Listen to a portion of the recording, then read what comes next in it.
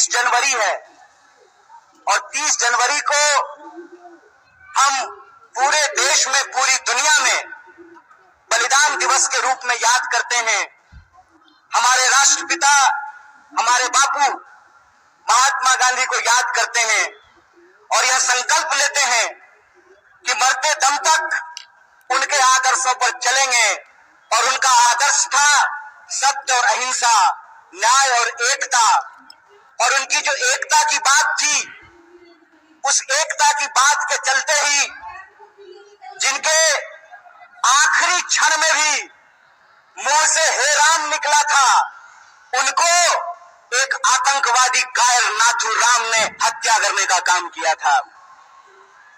ये आज हम सब लोगों को समझना पड़ेगा कि आज हमारे देश में जिस तरीके से नफरत का माहौल पैदा किया गया है, जिस तरीके से इंसान को इंसान से लड़ाया जा रहा है, यही साजिश किसी जमाने में अंग्रेज किया करते थे।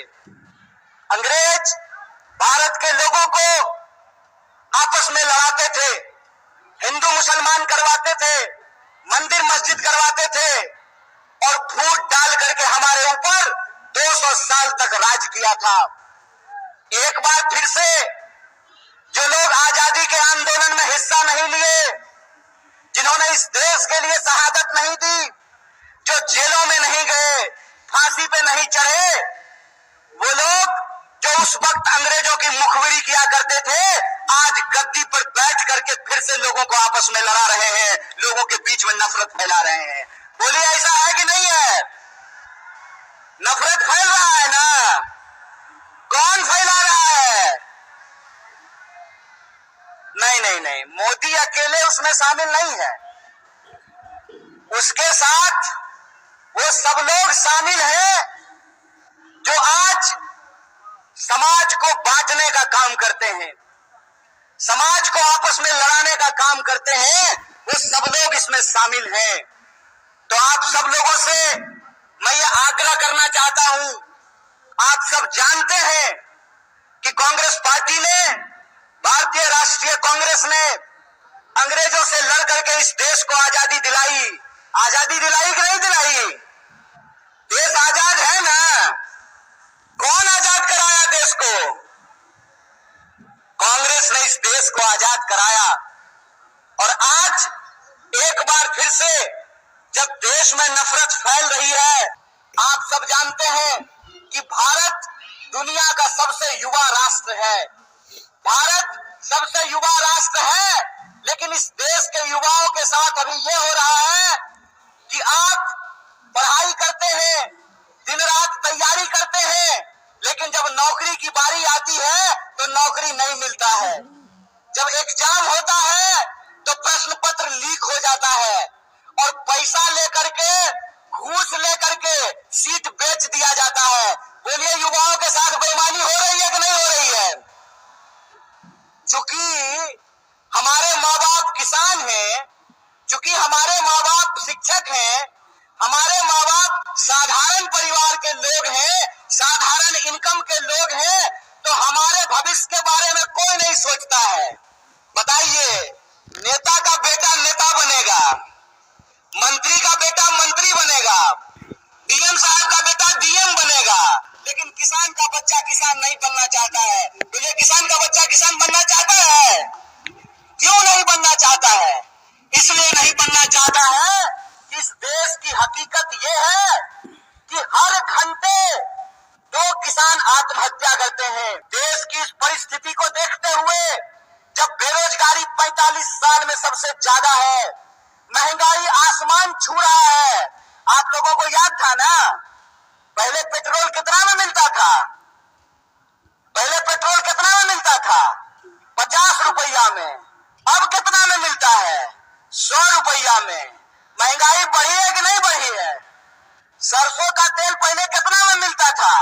80 रुपए किलो। अब कैसे मिलता है? 200 रुपये किलो। बोलिए, महंगाई बढ़ी है कि नहीं बढ़ी है? जिस तरह से महंगाई बढ़ रही है, किसानों की आत्महत्या हो रही है, जवानों की आत्महत्या हो रही है, महिलाओं के ऊपर अत्याचार हो रहा है, बेकारी 45 साल में सबसे ज्यादा है, तब इस देश के नौजवानों को, बिहार के नौजवानों को यह सोचना पड़ेगा कि उनका भविष्य क्या है।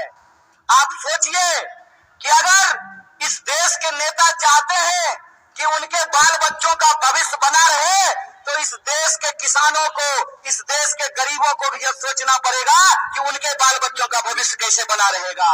इसीलिए इस देश की परिस्थिति को देखते हुए हमारी पार्टी भारतीय राष्ट्रीय कांग्रेस ने और हमारे नेता राहुल गांधी ने यह तय किया है कि हम भारत जोड़ो न्याय यात्रा की शुरुआत करेंगे। और यह जो भारत जोड़ो न्याय यात्रा है, ये मणिपुर से चल करके बिहार की महान भूमि में पहुंची है। बोलिए, बिहार महान है कि नहीं है? लेकिन आजकल बिहार को बदनाम भी कर दिया गया है। बदनाम नहीं कर दिया गया है। आज हमको मीडिया के एक साथी पूछ रहे थे कि नीतीश जी आपको छोड़ करके चले गए, इस पर आप क्या कहना चाहते हैं? हम बोले, सुनिए, कौन आया कौन गया ये महत्वपूर्ण नहीं है। महत्वपूर्ण ये है कि बिहार के जो 14 करोड़ लोग हैं, उनका जो हक और अधिकार है, रोजी रोटी कपड़ा मकान का सवाल है, अपने खून के आखिरी कतरे तक उसके लिए संघर्ष करेंगे। ये हमारा कमिटमेंट है, ये हमारा संकल्प है। किसी के आने जाने की बात नहीं है। बात है लोगों के हक और अधिकार की, बात है लोगों के लिए न्याय की। और हमारा यह मानना है, हमारी पार्टी की यह मानना है कि अगर हम इस देश को शक्ति देना चाहते हैं, अगर हम बिहार को शक्ति देना चाहते हैं, तो हमको 5 प्रकार के न्याय की स्थापना करनी पड़ेगी। कितने प्रकार की? कितने प्रकार की न्याय की स्थापना करनी पड़ेगी? हाथ उठा करके बताइए। अरे डरिए नहीं, आप नेता छोड़े कि ईडी से घबरा जाइएगा। आप तो आम जनता है, आपको क्या फर्क पड़ता है? 5 प्रकार के न्याय की जरूरत पड़ेगी। कितने प्रकार की? और वो 5 प्रकार का न्याय ये है कि हम चाहते हैं कि इस देश में नारी को न्याय मिले, भागीदारी का न्याय मिले, युवाओं को न्याय मिले, किसानों को न्याय मिले और मजदूरों को न्याय मिले। बोलिए, आपको ये 5 न्याय चाहिए कि नहीं चाहिए? सब लोगों को चाहिए। अगर सब लोग यह 5 प्रकार का न्याय चाहते हैं, तो हम आपसे एक अपील करना चाहते हैं। एक बात जान लीजिए, इस देश में कुछ भी, इस देश के आम लोगों को कुछ भी बिना संघर्ष के नहीं मिला है। हमारी आजादी के लिए भी लोगों को अपनी जान गंवानी पड़ी। बिहार के लोग जानते हैं कि अपने हक और अधिकार के लिए संघर्ष करना पड़ता है। और एक बात आप लोगों ने सुना होगा, बिन हवा न पत्ता हिलता है, बिन लड़े न कुछ भी मिलता है। इसीलिए अपने हक और अधिकार के लिए हमको लड़ना पड़ेगा। और हमारे देश के आम आवाम को, बिहार के आम लोगों को यह सोचना पड़ेगा कि हमारा भविष्य क्या है। आप सब सोच करके बताइए, अग्निवीर लाई सरकार, और अग्निवीर में सरकार ने कहा कि 4 साल के लिए नौकरी देंगे। क्या सिपाही जी, 4 साल के लिए आपको नौकरी मिलेगा, लीजिएगा 4 साल का नौकरी। और यहाँ मंच पे बहुत सारे एमएलए साहब बैठे हुए हैं, बहुत सारे एमपी साहब बैठे हुए हैं। प्रधानमंत्री बनेगा 5 साल के लिए और सेना का जवान बनेगा 4 साल के लिए। बोलिए, बेईमानी है कि नहीं है ये? अगर बेईमानी है तो बेईमान को बेईमान कहना चाहिए कि नहीं कहना चाहिए? चोर को चोर कहना चाहिए कि नहीं कहना चाहिए? ये चोर और बेईमान मिल करके इस देश के साथ लुटखोरी कर रहे हैं।